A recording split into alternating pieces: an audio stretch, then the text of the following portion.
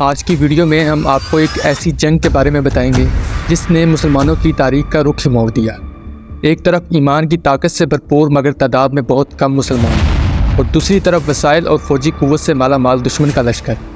غزوہ بدر کی یہی کہانی ہے، جہاں ظاہری طور پر حالات مسلمانوں کے خلاف تھے، لیکن اس جنگ میں جذبہ، حکمت عملی اور یقیناً رب کی مدد نے وہ کارنامہ سر انجام دیا جس نے پوری دنیا کو حیران کر دیا۔ تو آئیے اس جنگ کی ہسٹری کے بارے میں جانتے ہیں۔ مشرکین مکہ شروع سے ہی مسلمانوں کے خلاف تھے، اور وہ لوگ مسلمانوں پر ظلم و ستم کرنے کا کوئی بھی موقع ہاتھ سے خالی نہیں جانے دیتے تھے، جس کی وجہ سے مسلمانوں نے مکہ کو چھوڑ کر مدینہ کی طرف ہجرت کی اور مدینہ میں آباد ہو گئے۔ لیکن مشرکین مکہ نے مسلمانوں کو وہاں بھی سکون سے نہیں رہنے دیا، اور ایک مکی سردار نے مدینہ کے باہر مسلمانوں کی چراگاہ پر حملہ کر کے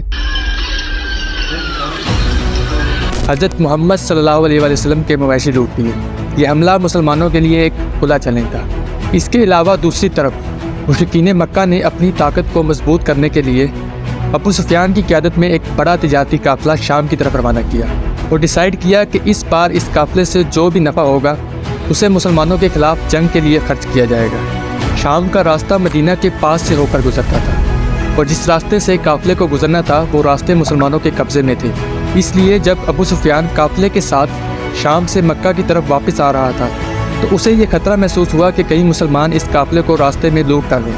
اس لیے ابو سفیان نے اپنا ایک ایلچی مدد کے لیے مکہ کی طرف روانہ کیا۔ ایلچی نے مکہ میں جا کر واویلا کیا اور مکہ والوں کو بتایا کہ مسلمان ابو سفیان کے قافلے پر حملہ کرنے والے ہیں۔ مشرکین مکہ تو پہلے ہی مسلمانوں کے خلاف تھے، اس لیے انہوں نے فوراً ابو جہل کی قیادت میں 1000 کا لشکر تیار کیا اور مدینہ کی طرف روانہ ہو گئے۔ ان کے لشکر میں 170 اونٹ اور 100 گھوڑے بھی شامل تھے۔ جب حضرت محمد صلی اللہ علیہ وسلم کو اس بات کا علم ہوا تو آپ صلی اللہ علیہ وسلم نے صحابہ کرام سے مشورہ کرنے کے بعد مجاہدین کو اس خطرے سے نمٹنے کے لیے تیاری کا حکم دیا۔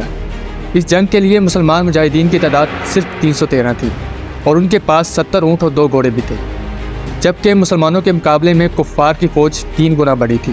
مشرکین مکہ بہت زیادہ مغرور تھے، کیونکہ انہیں لگتا تھا کہ طاقت کے بلبوتے پر وہ لوگ مسلمانوں کو بآسانی کرش کر دیں گے، لیکن اللہ تعالیٰ کو کچھ اور ہی منظور تھا۔ 17 رمضان المبارک 2 ہجری کو دونوں فوجیں بدر کے میدان میں آمنے سامنے تھیں۔ یہ دن مسلمانوں کے لیے سخت آزمائش کا دن تھا، کیونکہ سامنے اپنے ہی بھائی بن کھڑے تھے۔ فجر کی نماز کے بعد جنگ کا آغاز ہوا۔ عرب دستور کے مطابق پہلے انفرادی مقابلے ہوئے، جس کے لیے مشرکین مکہ کی طرف سے 3 قریشی سردار عتبہ بن ربیعہ، اس کا بھائی شیبہ اور اس کا بیٹا ولید نکلے، اور ان کے مقابلے میں مسلمانوں کی طرف سے حضرت حمزہ، حضرت علی اور حضرت عبیدہ رضی اللہ تعالیٰ عنہ نکلے، اور تینوں قریشی سرداروں کو موت کی نیند سلا دیا۔ ان تینوں قریشی سرداروں کے قتل نے مشرکین مکہ کے حوصلے پست کر دیے، اور بعد میں رہی سہی کسر ابو جہل کی ہلاکتیں پوری کر دی۔ مشرکین مکہ جنگ کے میدان سے فرار ہو گئے، اور مسلمانوں کو تاریخ کی عظیم فتح نصیب ہوئی۔ اس جنگ میں 14 مسلمان شہید ہوئے، اور کفار کے 70 لوگ مارے گئے۔ یہ جنگ جیتنے کے بعد مسلمانوں کا رعب پورے عرب میں پھیلنے لگا، اور مدینہ ایک مضبوط ریاست کے طور پر ابھرنے لگا۔ اس جنگ میں بری طرح ہارنے کے بعد بھی مشرکین مکہ رکے نہیں، بلکہ انہوں نے اس بار اور بھی بڑے لشکر کے ساتھ مسلمانوں پر حملہ کرنے کی ٹھان لی، جس کا ذکر ہم آگے آنے والی ویڈیوز میں کریں گے۔